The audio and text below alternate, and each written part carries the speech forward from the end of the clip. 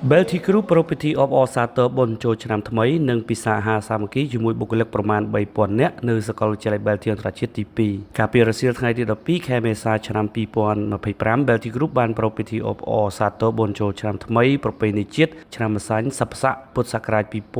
2569 និងពិសាហាសាមគ្គីគ្រួសារ Belty Group ជូនគណៈគ្រប់គ្រងបុគ្គលិកសាស្ត្រាចារ្យនិងលោកគ្រូអ្នកគ្រូចូលរួមប្រមាណ 3000 នាក់ក្រោមអធិបតីភាពឯកឧត្តមបណ្ឌិត លី ឆេង តំណាងរាជមណ្ឌលភ្នំពេញស្ថាបនិកនិងជាអគ្គនាយក Belty Group និងលោកជំទាវនៅសាកលវិទ្យាល័យ Belty អន្តរជាតិទី 2 ស្ពានអាកាសចំចៅឯកឧត្តមបណ្ឌិតបានថ្លែងអំណរគុណនិងកោតសរសើរគណៈគ្រប់គ្រងបុគ្គលិកសាស្ត្រាចារ្យនិងលោកគ្រូអ្នកគ្រូគ្រប់ផ្នែកទាំងអស់នៃ Belty Group ដែលបានខិតខំប្រឹងប្រែងយកអស់កម្លាំងកាយកម្លាំងចិត្តក្នុងការបំពេញតួនាទីភារកិច្ចនិងការទទួលខុសត្រូវរបស់ខ្លួនរយៈពេលពេញមួយឆ្នាំទាំងផ្នែក Belty សំណង់ Belty ទេសចរណ៍និង Belty អប់រំដែលធ្វើឲ្យ Belty Group មានការរីកចម្រើនជាបន្តបន្ទាប់ចាប់តាំងពី Belty មានតែមួយទីតាំងរហូតដល់មាន36ទីតាំងហើយថ្មីនេះ Belty Group ក៏បានបង្កើត Belty ស្រាវជ្រាវនិងបោះពុម្ពដើម្បីឆ្លើយតបទៅនឹងតម្រូវការនិងការរីកចម្រើនរបស់ Belty ក៏ដូចជាសង្គមជាតិនិងពិភពលោកជាពិសេសលើកកម្ពស់ការសិក្សាស្រាវជ្រាវនិងនិពន្ធផងដែរក្នុងឱកាសនោះដែរក្នុងនាមថ្នាក់ដឹកនាំបុគ្គលិកសាស្ត្រាចារ្យលោកគ្រូអ្នកគ្រូនិងសិស្សនិស្សិតនៃ Belty Group ទាំងអស់ឯកឧត្តមបណ្ឌិតបានគោរពថ្លែងអំណរគុណយ៉ាងជ្រាលជ្រៅចំពោះសម្ដេចអគ្គមហាសេនាបតីតេជោហ៊ុនសែន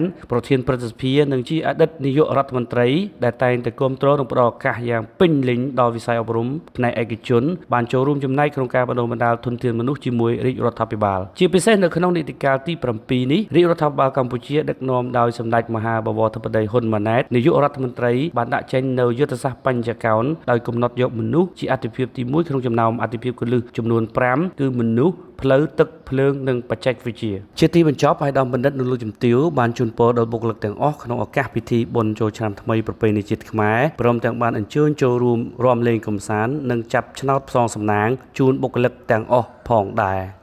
TNM ទូរទស្សន៍អនឡាញដំបូងគេនៅកម្ពុជា